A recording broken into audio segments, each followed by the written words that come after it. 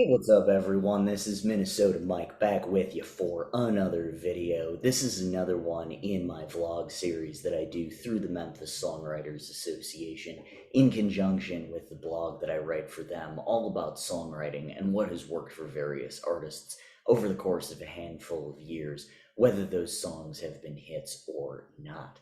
Now, this is one that falls into the category of not being a hit, but it fits very well in this kick that I'm on about productive co-writing, where the co-writer in the song, besides the artist, is also the producer of the song. And they produce the song, and in the production process, they contribute enough, either melodically or lyrically, to the song in order to make it what it is, so that they end up getting co-writing credit. So, this one that we are going to be talking about is Never Again by Kelly Clarkson. So, a little bit of background on this particular album. After winning the first season of American Idol in 2002, Kelly Clarkson was shuffled into the spotlight, releasing her debut album in 2003 and her sophomore effort in 2004. By the time both albums were released and both touring cycles were complete, Clarkson was burned out, which led her to canceling meet and greets with fans, with her only respite being songwriting. The songs she wrote for the album would become My December, with a much darker tone than its predecessors. There was only one problem. Her label had built up an image of a happy superstar, and they weren't thrilled with what she turned in. But Kelly, channeling her inner George Costanza, refused to compromise her artistic integrity, and unlike him, she is artistic and she does have integrity, and the album was released as it was originally written.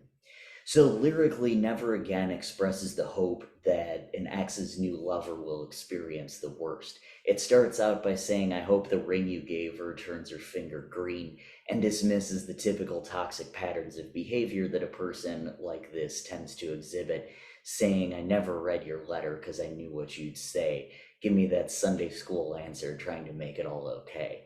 If any of this sounds familiar to you at all, like something you've already read in my blog or heard in my vlog, it's because Kelly admitted that Jagged Little Pill was a great inspiration for this record. The album as a whole was produced by David Kahn, Jason Halbert, and Jimmy Messer. And while this song was written, I should say, by Clarkson and Messer. A key component to effective songwriting is listening to each other. Usually, this happens even before any lyrics are put to paper. Sometimes that takes the form of throw things at the wall and see what sticks. But in this case, Kelly's emotions were flowing freely. The idea was there, and Jimmy helped to bring it to life, fleshing out the lyrics and finding a melodic line of best fit for the message that she was trying to convey.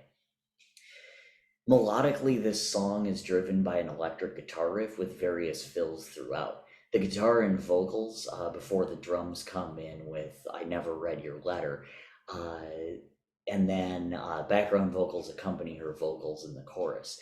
In the second verse, the main riff drops out until But When Your Day Comes, with the first half being driven by bass and drums. The bridge contains only drums and vocals in the first half before the guitar comes back in. With the capo on the third fret, the song uses G minor, D minor, C, and G minor in the intro and verses, while the pre-chorus uses D minor, C, G minor, D minor, C, and E flat. The chorus then goes to G minor and B flat, which repeats 3 times before ending on a D sharp, and repeating that pattern for the rest of the chorus until the last line, which goes to G minor. The bridge shuffles between G minor and D sharp, and the song as a whole is written in G major. Structurally, the song follows a verse, pre chorus, chorus, verse, pre chorus, chorus, bridge, chorus pattern. We've looked at some songs where the pre chorus, the first time it is sung, transitions back into another verse. In the case of a breakup song like this, focused immediately on wishing pain on her ex and his new flame, that structure would not make any sense. But the pre chorus builds enough tension up until the chorus, and the chorus goes for the ultimate gut punch.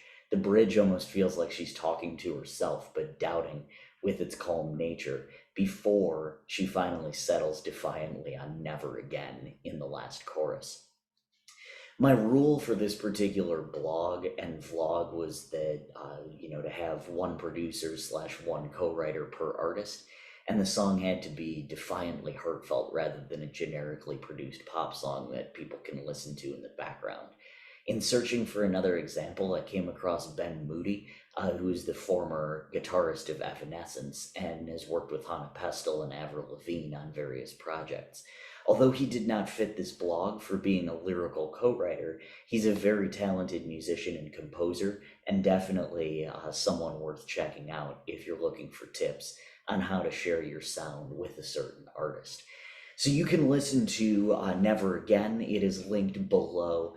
And I know Joe Matthews, who's also a great blog writer, great composer, all of that, helps me look over these blogs. He also works through the Memphis Songwriters Association, and he gained a whole new appreciation for Kelly Clarkson through this particular blog and helping to revise it and all of that. And I hope that the same happens for you as you are reading through the blog, watching this vlog, and then re-listening, which you can do below. Um, and Never Again, like I said, by Kelly Clarkson, kind of an undiscovered gem from a really, really personal album that kind of got pushed to the side, but it's the story she needed to tell, and we should all think about that as songwriters.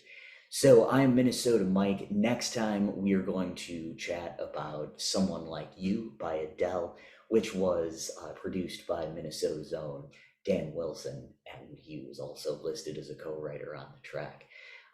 If I gush a little bit about Dan Wilson in the next video, please excuse me. A little bit of a local hero of mine, but you have that to look forward to next week. I am Minnesota Mike. Thank you so much.